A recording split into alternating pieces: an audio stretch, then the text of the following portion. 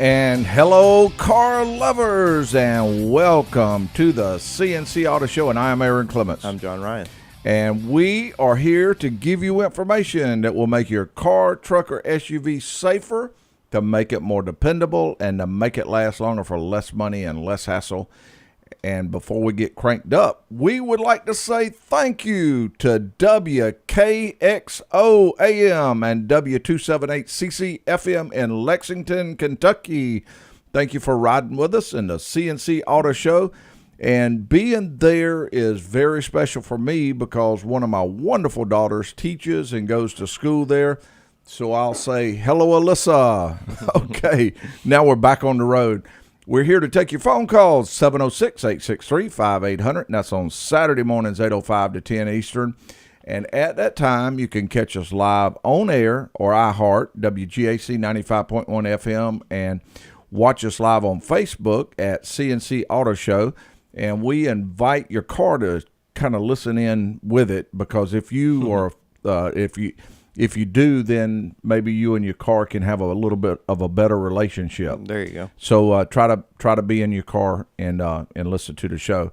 Now, if you and your friend are looking for a good, dependable auto repair facility, I recommend going to NapaAutoCare.com, and you can hit the little search button at the right top corner, and you'll find a list of some of the best auto repair facilities in the country. That's Napa Auto Care. And I also want to mention that the theme for today's show is cooling systems, and there's no doubt in my mind, if you listen to this show, you will get a piece of information that will help you with your car. No doubt. You believe that, John Ryan? I do. Do you believe it? I hope so. All right. Here we go. Where are we going? Let's go to the phones. Let's go to Robert. Hello, Robert, and welcome to the show. Hey, morning, guys. How you doing this morning? Good morning. I'm a sick puppy, right? Oh. Hey, All I got right. a question for you. We're ready. During my last oil change, I was told that I needed front and rear brake pads for my 2013 Toyota 4Runner. So I went down to the local Toyota dealership because I was really happy with the way the vehicle was stopping with the original equipment brake pads that were in there, and I got the brake pads for it. I got home, and I noticed that on the box it says TCMC brake pads. So I got on the internet, and I started to do a little investigation, and TCMC stands for Toyota Complete Maintenance Care, and they said that they are not the same as Toyota factory replacements, and there was a guy on here that explained the differences, that these TCMC brake pads are not as high a quality as the Toyota factory replacements, and he explained the reasons, and basically the reason is that they're cheaper to be able to compete with the aftermarket brake pads that are out there. And I was just wondering if you guys had any experience with these TCMC pads, and what your thoughts were, if I should use them or not, or go back and exchange them for the Toyota factory replacements. Yeah, Robert, that's a great question. Actually, a lot of the car manufacturers have a similar setup as far as the parts go. For instance, General Motors, like the AC Delco, there's two lines of AC Delco. There's the original equipment, what would be considered the professional series, and then there's also a consumer side of that would be the typical over the parts counter, like shelf thing, to where, of course, you could get them. As far as quality, we have actually installed quite a few pad sets like that, and really the quality is very good. A lot of times, just what you mentioned, they want to make the brakes last as long as possible, so they put on the OE manufacturer specific pad, and of course you get a lot of miles out of there. But honestly, brake pads have come a long way, even in the aftermarket world, and I'd be surprised if you didn't get the same mileage, if not more. A lot of times the pads are made of a softer compound on a like, say, a brand new vehicle, simply because they want the pads to be quiet and just be a better feel for the consumer. However, like I said, the aftermarket pads, a lot of times they just basically copy that design. Aaron, what's your thoughts? Well, I agree with what you're saying 100%. And I will mention that those pads we have, they're good pads. I don't see any problems with them. And for instance, we use Napa ADO pads, Right. which is also an aftermarket pad, and we have been using those many, many, many years. Long time. And I can't think of hardly any complaints that we get with brakes. I mean, we put them on there, and people seem to be very, very happy for many, many years. And now, many years ago, we were going through the process of experimenting with different ones. Yeah. And from time to time, we would get a issue with a squeaky noise or this or that or the other. Right, and but that time period that you're talking about is when brake pads kind of went through a change. Yeah, they All were the going through a lot of manufacturers changes also, so it was hard to find a set. But we've been using the ADO pads for many, many years now, and they are an aftermarket pad also, and they're competitively priced, and they do well also. But the pads that you're talking about, Robert, is also good pads. So I would put it a little bit. I don't want to compare it exactly like this. But like if you go into the grocery store, you'll see a lot of different brand name stuff, and then Medicine. right beside it, you'll see something in the same color box, and the wording might be just a little different. And in a way, they're a little bit like that, and a lot of it has to do for economic reasons that of the way that they're able to process and sell them and advertise and the amount spent on advertising. They want to be able to tell you there's a difference. Yeah, but exactly. But Robert, I would say you're going to be absolutely fine with those pads. I think you're going to be very happy, and they should give you a good long life and feel really good. Okay, excellent. I just wanted to check because the vehicle was braking so well with the original equipment ones. I just wanted to make sure that it was going to stop the same way. Yeah. So, and Robert, I will tell you that there's a lot. Pads are getting a good set of pads are real important when you're doing a brake job. But what to me is even more important is Rotor the process that people go through. There's a huge number of little bitty tricks that need to be used that most technicians learn. Usually they're at night classes, but a lot of it has to do with the surface on the rotor, the way the rotor is washed afterwards, the way the slide pins are lubed, and just a lot of little bitty steps that are taken during a brake job. It's not really difficult. It's just somebody needs to know how to do it. Now, there's no doubt in my mind that the Toyota dealership will know how to do that correctly, and my guess is you got a really good brake job done to your car. Yeah. Okay. Well, that's what I needed to know, guys, and I appreciate your help. Thank you, Robert, and we appreciate the call. John Ryan, where are we going? And we got about 2 minutes before a break. We'll put Sam on. May have to put him on hold. Well, if we do, I'm sure Sam will be okay with us. All right. Hey, Sam, what can we help you with?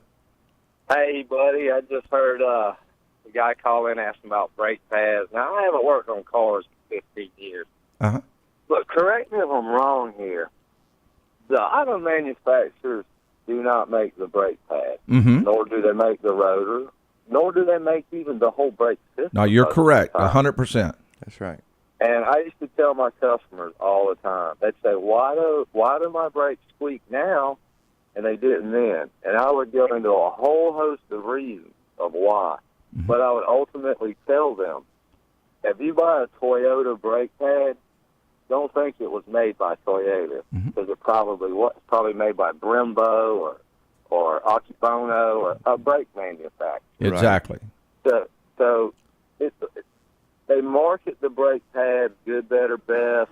Sometimes, as you know, it's the same brake pad. Right. It's all in the labeling. You're paying for a warranty. So I would suggest to everyone, buy the best brake pad that you can within reason, but there's no need to go to a dealer and pay $120 for a brake pad that, when, as you said, you can go to Napa and buy 45 and get a really good set. Well, Sam, also on top of that, Napa has a line now, Atrium line, that we can go in and tell what part was sold to what place for as a OE. So if we want to get an OE part from them, we can do that. So great comment there, Sam, and I appreciate you calling in with that. Thank you. Thank you for the call. And it is time to take a break. The CNC Auto Show will be right back, and we'll tell you about a very important part of the cooling system as soon as we return. A critical part of the cooling system is the radiator. It transfers heat away from the engine.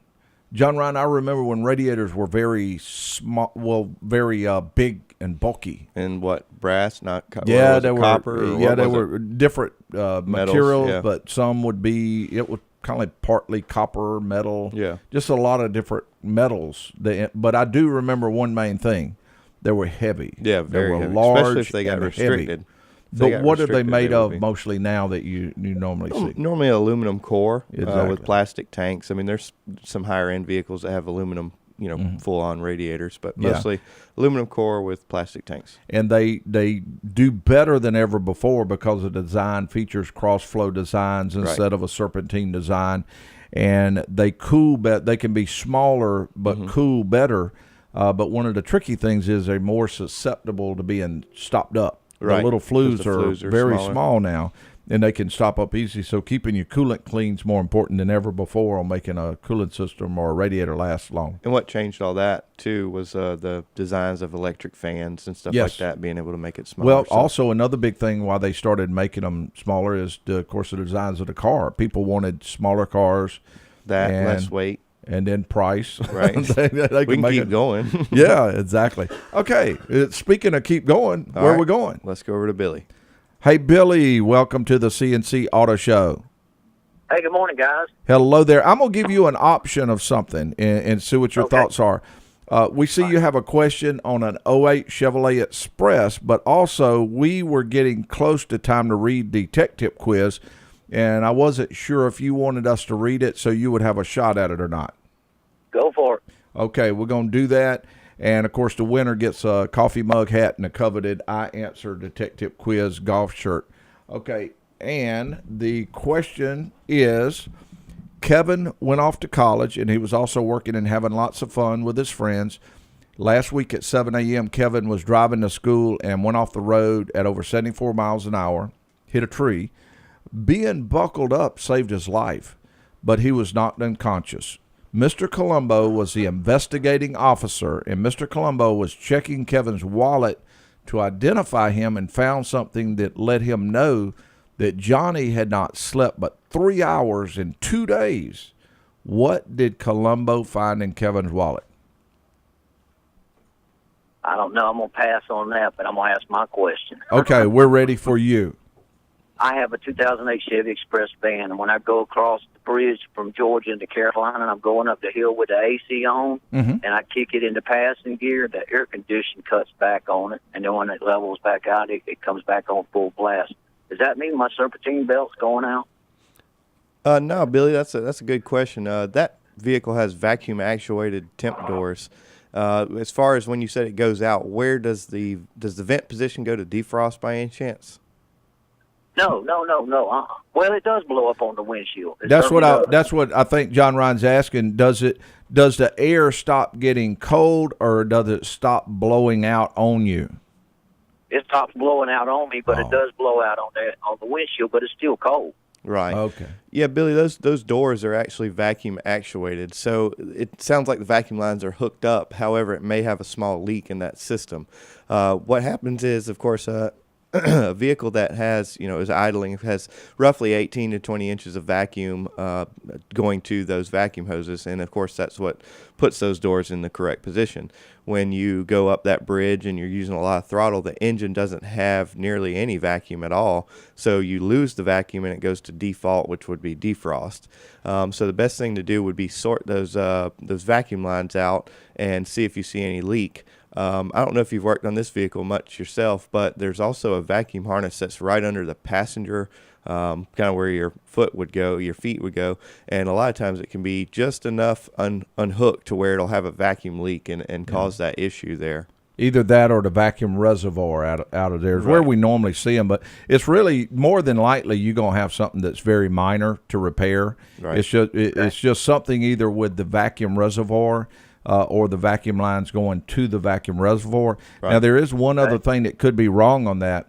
There's a button there that's called the gas saving mode to where if you give the van too much gas, your air conditioner stops so that you will really let off the gas and it saves fuel.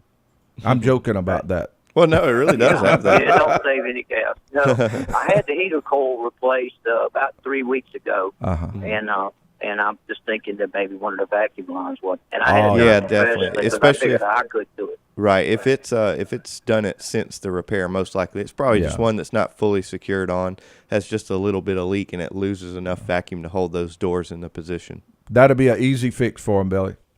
Yeah, it's just a shame that Johnny didn't sleep for 3 hours in the last couple of days. Yep. Thank you. Thank you.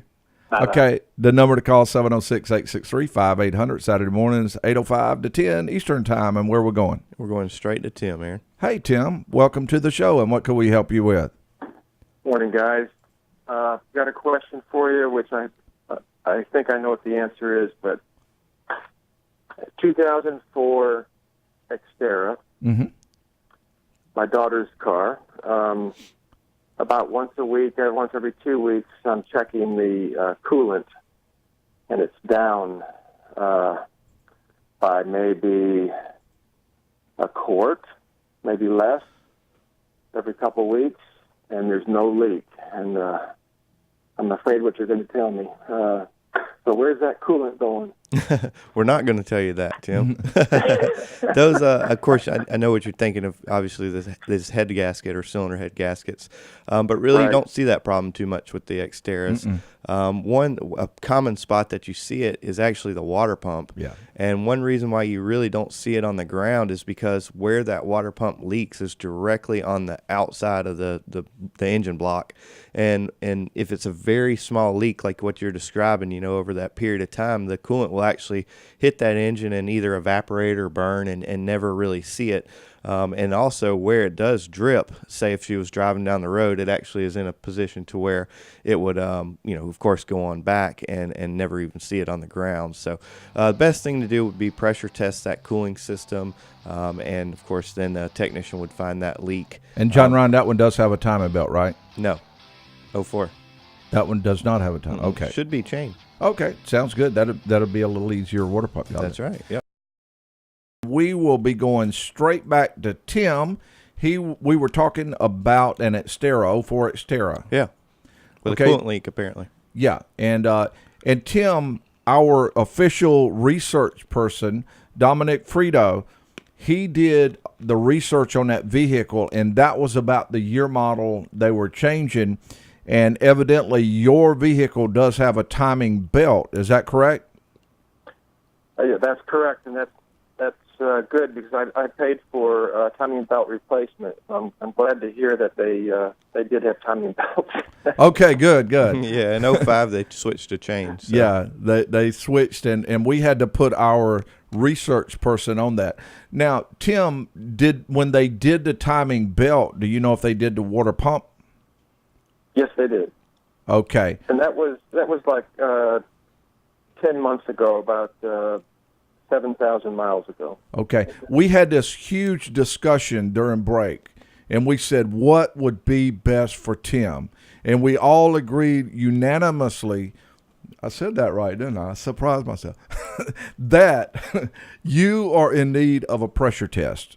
And a pressure test is done better when the engine's warm. I really don't think you have head gasket issues, but what happens with a lot of coolant leaks is they don't start leaking until they're under pressure. They don't get under pressure until the engine's hot.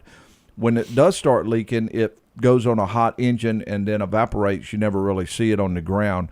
So wait and have a technician check it at all temperatures, but I believe you're going to end up finding your leak when the engine is cold. Right. And more than likely, they'll put pressure on it, and they'll see a drip under the ground. It could be something as simple as when the water pump and the other stuff was done, that maybe it just needs another hose snugged up again, because that's not uncommon. Sometimes you might tighten everything pretty good, and when it all runs for a while, you might have to snug everything up again.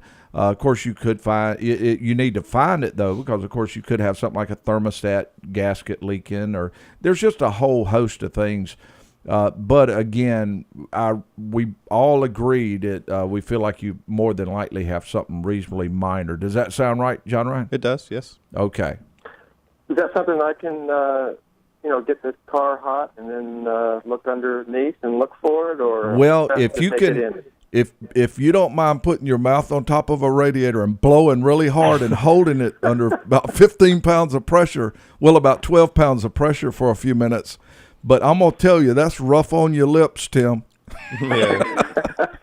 That's how Aaron used to do it. The last time our pressure tester broke, and the last time that did that, Billy in the shop had a funny ring around his mouth.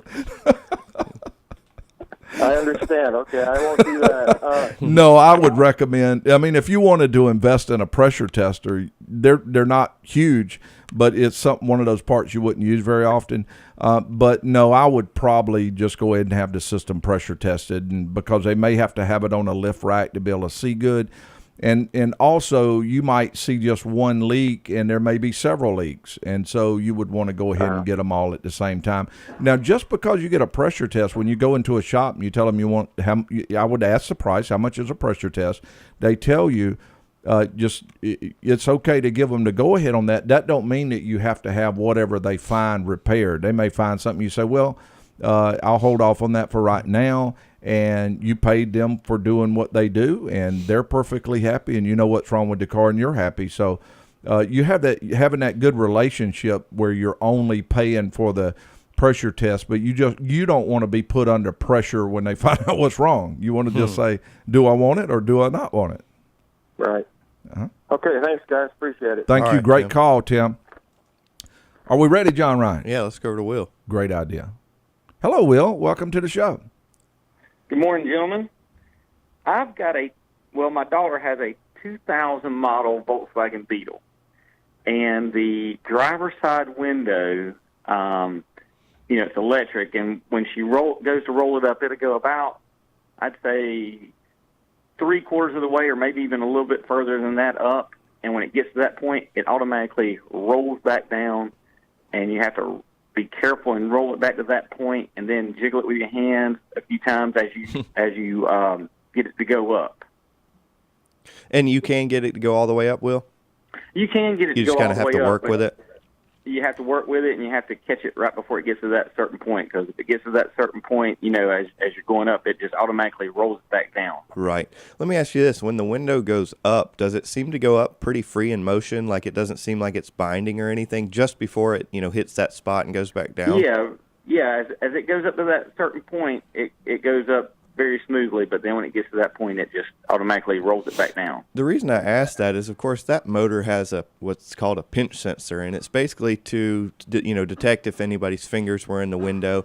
It basically trips this little circuit breaker and reverses the polarity to the motor, and pulls it back down in the door in case somebody was stuck in the window or something like that. Mm-hmm. When the window tracks can bind, it will actually. It basically makes it think that something is in that area, and of course it pulls the window back down. One quick thing that you could do is stop by Napa and get some spray silicone. You've probably noticed that the window runs are made out of felt. It looks like rubber or fleece, and you could spray some silicone in there just to see if it makes it operate smoother. And for instance, if it's a binding track or if one of the rubbers is twisted in there or something like that, it may lubricate it up enough to make the window operate to where you will know that it was because of it was binding. Now, there is a relearn procedure for those windows. That's what I was going to ask for about. the automatic if we feature. thought that might be a possibility of what he has going on too. Right. It does, of course, that it has the auto down, auto up feature. And evidently what you're doing is just barely pulling the switch up, several times to get it all the way up. Is that correct?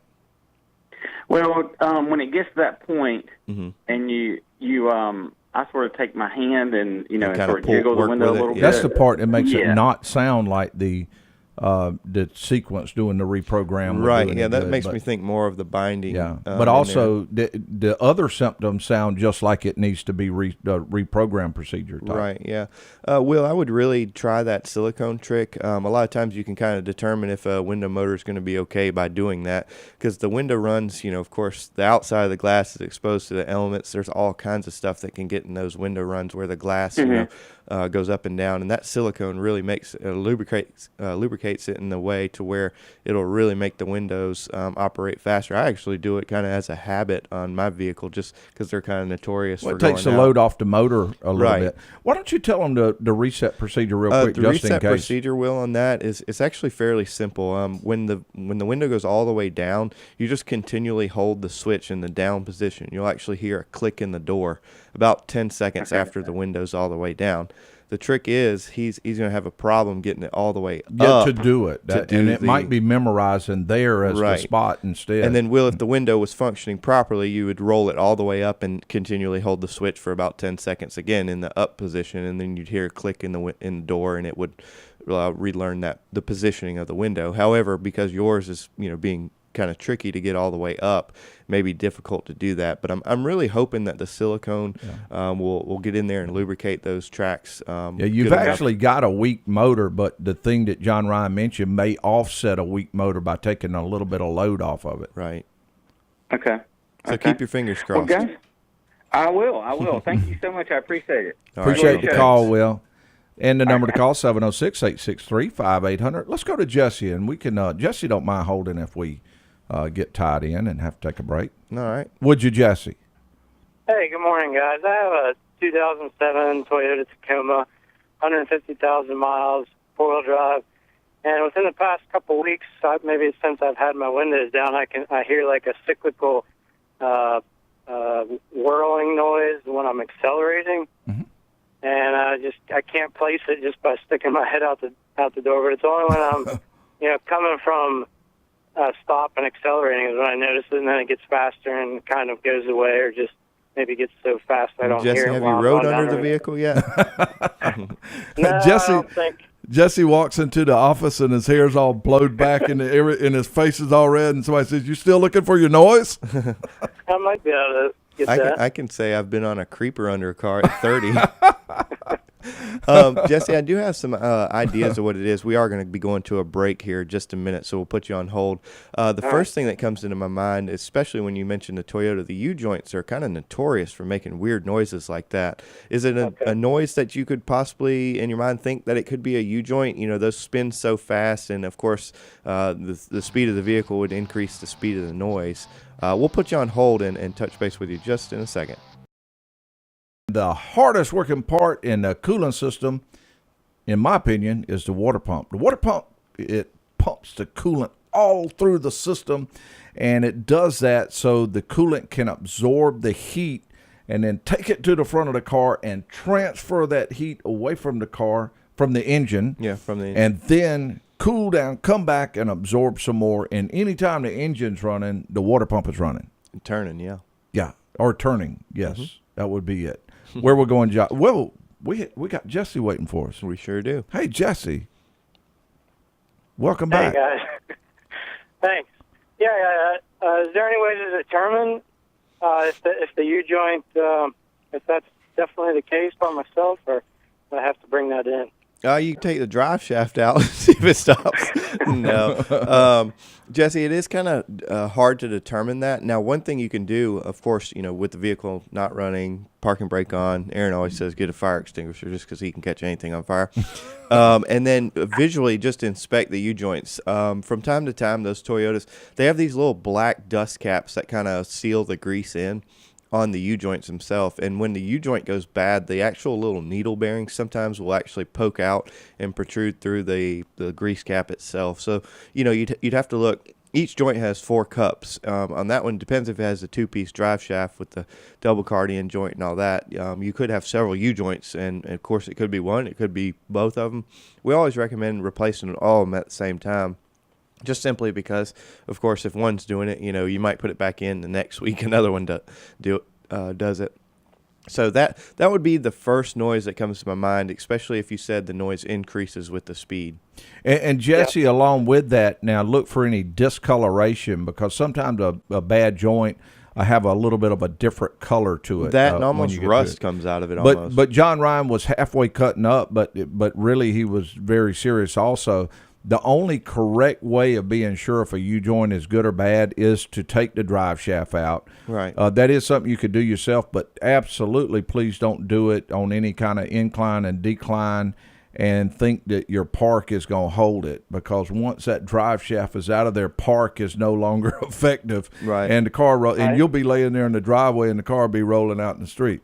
So, and believe it or not, that has happened before. People's done that. So if you do that yourself, preferably jack the drive wheels up, but at very minimum, put them somewhere. Right. But if you take it off, you can move the joints, and sometimes a joint can go bad and not have play in it, but it can be locked up in one direction. And a lot of times when they do that, they'll cause a vibration throughout the drive line. Yours, as far as when they're making noise, 90% of the time you'll either see what John Ryan was seeing as far as needle bearings coming out, discoloration, or possibly even feel some play. But again, if you get under that car, be extra cautious. That always scares me when people are under a car in a driveway and stuff like that, working on a car. And that's why, there's a lot more I can mention about that. For instance, if you were comfortable with working on them in your own driveway, some people would jack the rear differential up and actually run the vehicle, Jesse. And of course, obviously, if a wheel contacted the ground, now you have a new garage door and all that kind of stuff. So, those are the things that sometimes we don't mention just because of the safety aspect of it. And also, Jesse, is yours four-wheel drive? Yes. Another, another thing a technician would do is most likely put it up on the rack, inspect it. If he doesn't see anything, he would do just that, run it on the rack. And if he still doesn't see anything, if he suspects the U-joints, being that has a flange on the back of the transfer case and a flange on the differential, you can actually take that drive shaft completely out, and you wouldn't want to go drive it very far, but you could drive it enough to know, of course you'd have to put it in four-wheel drive it down the road. And if the noise is gone and the drive shaft's in the garage or at the shop, of course, you know that it was a U-joint or something in the drive shaft. Mm-hmm. All right, thanks, guys. I'll probably be bringing it into your shop. All right, that sounds great. Well, Jesse, that was a great question. And again, I'm going to mention that when someone is having something tested, and they like to do certain things themselves, most shops are perfectly fine with diagnosing a vehicle for someone. And finding out what's wrong and what needs to be done. Right. And that's the good thing about if you're paying for diagnostics. If you get diagnostics free, they're not going to spend the time on trying to be sure what it is. They're going to throw something out there, and you go home, you do what they had mentioned, and then you find out that it didn't repair your problem. You can't go back and say, well, that was free, so but it was wrong. Yeah, exactly. So it puts you in a situation. So, but you're also paying for the knowledge. Yeah, exactly. And most shops will say, yeah, this is what needs to be done, and I would recommend these tips, because you're paying for that part also on being able to say what's wrong. And I guess that all boils down to is finding a shop that you have a really good relationship with, that you feel perfectly fine sitting down and talking to and saying, if you find this, and there's some things I may want you to do, some things I may want to do myself, will you give me the information that I need to do it if it turns out that I need something? For instance, if your vehicle needed front brakes and tires, you could say, well, I can do the brakes, but I'll get you to do the tires. Exactly. Yeah. There's things like that. Have tire machines, all boils down to having that good relationship. Where are we going? Well, we're going to Paul just before we cut out here. Let's see what he's got. I think that'd be great. Hello, Paul. Welcome to the show, and what can we help with? How you doing? I enjoy your show. I've got a 07 Dodge pickup with the 4.7 liter engine, and I've taken it to the Chrysler dealership, and they tell me that it's just the characteristics of the vehicle. But I've got the overdrive seems to be very, very sensitive. It's in and out, in and out, in and out. I mean, all the time. Paul, what speed would you say it's going in and out? Probably between 50 and 65. So just set the scene for us. You're driving down the road. You're in 55, 65 miles an hour. And are you giving it more throttle? Are you just kind of consistent with the throttle and it's going in and out? Or is it like you just give it just enough and it kicks it out? You set the cruise control to where it would be no throttle pressure on it at all, and it's in and out. Okay. Paul, where does your temperature gauge normally ride at on that car? Coolant temperature gauge. Coolant temperature gauge. Well, it's got cold and hot. It doesn't have any numbers, but if you can picture... should be straight up on that model, dead center. It's just before straight up. Okay, so that's about right. Okay. Tell them the reason you mentioned that, because Well, the reason I mention that is the lock-in converter does not come in until it reaches a certain temperature. What is it, like 165, 170, it used to or be a little more? 160. Now that's changed a little bit. Yeah, with it some of varies from program to program of what they put on the car. But there are vehicles that may run in between where the thermostat may be bad, causing it to run a little colder than it should, Right. but then it heats up, thermostat kicks in, brings it locks down. in, yeah. And so then each time it does that, the computer looks at it and says, oh, the engine's warm, let's give it lock-in. The engine's cold, let's take lock-in away, and back and forth, so you'll run into issues. So that was just one thought. Let me mention this before we run out of time. You trying to tell me to shut up? Basically, that computer does have a TCM. It's a fully, or sorry, not the computer. The transmission has a TCM that's fully electronic. It's actually a really neat controller that controls that transmission. And there's some neat features on it. For instance, you can actually relearn the clutch volume index. That's one of the parameters that you can relearn. And then there's an actual total relearn of the transmission to where it will relearn new driving habits. For instance, if Aaron drove it and he drove it very, very generously, very slow, which he does not, but it would learn that driving habit. Well, if you gave it to a 16-year-old, of course, it would relearn a lot higher shifts, a lot faster shifts. So sometimes it's a good idea to go in and relearn that computer, especially if you have an intermittent problem or kind of an odd problem like what you're having.